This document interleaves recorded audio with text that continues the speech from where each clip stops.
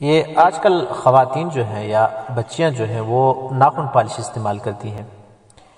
تو اس بات پر اہل علم کا اتفاق پایا جاتا ہے کہ نیل پالش جو ہے جب وہ ناخن پہ لگی ہو تو ظاہر بات ہے کہ اس سے وضو اور غسل جو ہے وہ نہیں ہوتا ہے،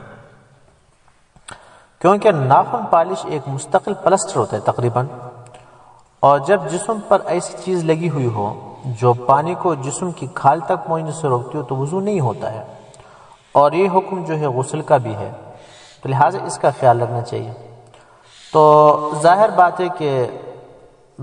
اس کی وجہ سے اس کے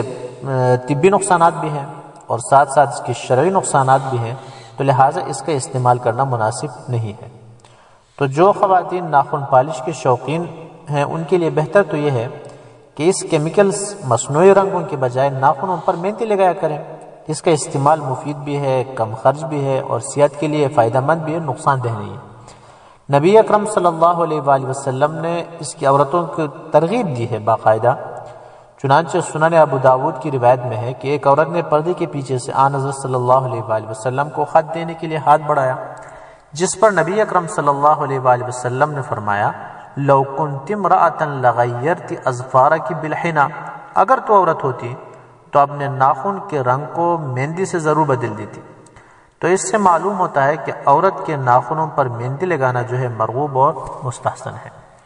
تو لہٰذا آج کل اس کی میک اپ کی ایک بڑی خرابی یہ ہے کہ جب پانی کا استعمال کیا جاتا ہے تو یہ خراب ہو جاتا ہے، اور اسی طرح ناخن پالش جو ہے اس سے وضو نہیں ہوتا ہے، تو اس کی وجہ سے چونکہ بہت زیادہ خرچہ کرتی ہیں خواتین، بہت رقم خرچہ کر کے میک اپ کرتی ہیں، تو کئی نمازیں جو ہیں بلکہ 2-3 دن بعد پورے دن کی 5 نمازیں جو ہیں اس میک اپ اور ناخن پالش کی وجہ سے ضائع ہو جاتی ہے۔ تو لہٰذا انتہائی غلط بات ہے،